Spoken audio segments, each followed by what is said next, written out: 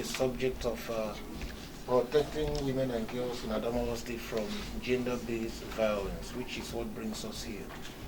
And we are here because this is a media organization which by Section 22 of the Constitution of the Federal Republic of Nigeria 1999 as amended has the agenda or has the mandate of holding government accountable to the people. And as the media, you are agenda setters, you manage discussions in the nation to bring some to the front burner of national discourse, especially matters of urgent national importance. And so we are beginning with the subject of trying to enact legislation in Adamawa State, the Violence Against Persons Prohibition Law, which is already enacted at the federal level. And so it is based on two aphorisms. One is that the chain is as strong as its weakest link. And the second is that how a society treats its vulnerable people and marginalized persons represents a gauge for the development and civilization in that society. And is a fact of our life throughout our history from all parts of Nigeria, not Adamawa State alone, that women have been marginalized and are vulnerable. And so we have that obligation as citizens to begin to do certain things, to take action, to make sure that we help to bring people up to speed with others. And this is based on the fact that we run our society based on the rule of law. Laws, policies validate action and inactions and determine what rights, entitlements, and duties every citizen has, or even what your institution or any other government institution can do. And if you look at those laws, we have a constitution, which in section 34 has already talked about the right to human dignity. And how can you describe a life lived in dignity if it is not a life free from violence of any sort? And we are not talking about physical violence alone, because there is structural violence which puts glass ceilings to the achievements certain persons can make simply because they are male or female, or the basis or circumstances of their birth, which by section 42 of the Constitution is also outlawed, because it is said that we are all born and created equal by God. Whatever we are today, or whether you are a boy or a girl, you did not discuss any discussion with God before you just grew up and saw yourself where you were. We were in a church, I'm a Christian one day, and the priest was telling us something. You are quarreling because you're Christian, you're Muslim. He said, how old are you? He said somebody should stand up. I stood up. He said, how old are you? I told him his age. He added 1 year and said, where were you? If I say I'm 50, where were you 51 years ago? I couldn't answer. Did you have a discussion with God to make you a man or woman? I said, I don't know. Did you have a discussion to make you Igbo, Hausa, or Fulani? I said, I don't know. He said, you stood up one day and saw yourself on the laps of a woman. You adopted her language, you adopted her culture, and you became part of it. So that all these things we are doing separation or trying to hold some people down are not just what God himself had wished, because if he had the opportunity, we didn't dialogue with him before he made us go with her.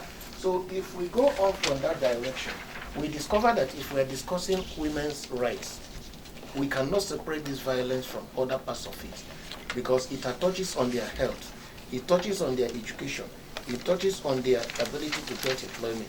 And that's why we are discussing here within the concept of indivisibility and inseparability of all human rights and fundamental freedoms, that what is done in violence affects women's health. If the society is violent, it affects the opportunity to get a good education. And Nigeria as a country has already signed a number of treaties that say treat women decently. And some of those treaties, once they are signed at the federal level, they are binding on all the 36 states of the federation. So it is the duty, once the federal government signs it, passes it into law at the federal level, for states to take action in their own states through their state legislature to bring these laws into effect, into being, so that they can become implementable in their states. Now, what are those instruments Nigerians have signed which prescribe that we should eliminate discrimination and eliminate violence against women? Central one is what they call the Convention on the Elimination of All Forms of Discrimination Against Women. We also have the Maputo Protocol, which is the protocol to the African Charter of Human and People's Rights on the rights of women in Africa. We have also the UN Declaration on the Elimination of All Forms of Violence Against Women. You have the Sustainable Development Goals. All these things have a central message: eliminate violence against women. And this violence against women is founded and structured on discrimination, and that you must also eliminate discrimination in all its manifestations in both public and private life. And then it creates a duty for the states to take certain actions to be able to fulfill its obligations. And what are these actions the state must take? There are three in number: the duty to respect, the duty to protect, and the duty to fulfill the freedom of women from violence. Now, in the duty to respect, it says, don't do anything that will violate rights which you did not create. Just simply allow people to be. Protection means, if I have a right, don't allow third parties to violate my right. Then the final one, which is fulfillment, is where the state will now is under obligation to make laws, to make policies, to make budget, to take administrative action, to use the media to propagate the right information about the protection of women's right to freedom from violence. And that's what the standards demand, especially in Sustainable Development Goal 5.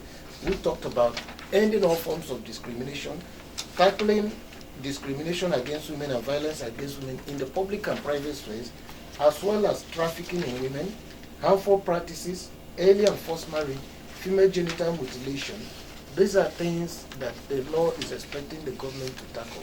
And the media has a central role to play in setting this agenda and disseminating the kind of correct information.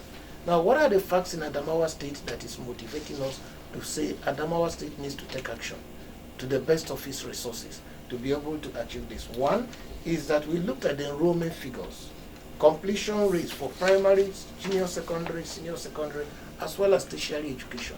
Adamawa State is falling below the national average. We produced a report which I'm sure has been circulated around the state. But can I have a copy of that report later, please? Let me. I think it's circulated here. Okay. Let's. Well, you can also keep that. There's a copy of the report that we did in collaboration with the authorities of the state. So, Adamawa State is falling behind. We also, like many states of the Federation, instances of physical, sexual, and domestic violence have been reported in Adamawa. A very critical challenge in Adamawa is early marriage and teenage motherhood. And this is vindicated by the multiple indicator cluster survey and the National Demographic Health Survey. These are not surveys done by us. It is done by the federal government, Ministry of Health, the National Population Commission, in collaboration with UNICEF and some United Nations agencies, which goes around the states to collect information to say what is happening in state A. They go around the 36 states. After that, they write one Nigerian report, but they show what is the situation state by state. So early marriage deprives the girl child of access to basic education, as well as continuing education to higher levels. This reduces our opportunity to acquire life skills that will open economic opportunities, and as well as improve our health and that of our children. It accentuates poverty and deprivation. And then we still have gaps in women who are accessing maternal and child care. In the last couple of years in Adamawa, it's not even up to the national average. And then maternal mortality in Adamawa is 848 per 100,000 live births, while in the whole federation, the average is 576. So what is the practical steps that need to be taken? What do we need to do? We need to take action, considering these indicators, to be able to stop this deluge of people suffering or people, women who are dying. And the first thing we are asking is that there is the Compulsory Free Universal Basic Education Act, UNDP Act, which has provided federal resources to be able to make sure that free education at the basic level. We need to encourage the media to be able to talk about it, and for the state to implement that free compulsory education. Even if you don't go to the university, at least get that basic minimum. It can help you in your life. And the second, which we consider extremely important, is the enactment of the Violence Against Persons Prohibition Act bill into law. Happily, we understand the executive in Adama State, His Excellency, has forwarded the bill to the State House of Assembly, and that it has passed first and second reading. And this bill is a very wonderful bill, stemming from Nigeria's international obligations. Federal government has passed it, and it tries to redefine the contours of sexual and gender-based violence, of violence against women and girls, to put them in the new perspective, following the modern experiences of what is happening in Nigeria, in Adamawa State, and contextualizing them. So the issues it has dealt with include rape, coercion, physical injury, willfully placing a person in fear of physical injury, offensive conduct, prohibition of female genital mutilation, forceful ejection from home, deprivation of personal liberty, damage to property with intent to cause distress, forced economic or financial dependence, and forced isolation. It also deals with emotional, verbal, and psychological abuse. Abuse is not only physical, when somebody is beaten up.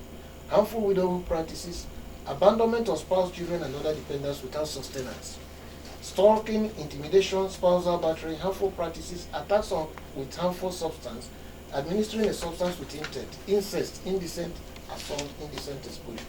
So VAWG has created new pathways to justice, because the legal maxim is ibi jus, ibi remedium. Where there is a right, there is a remedy. So you can't continue having this idea that you have a right, but there is no way for you to remedy it.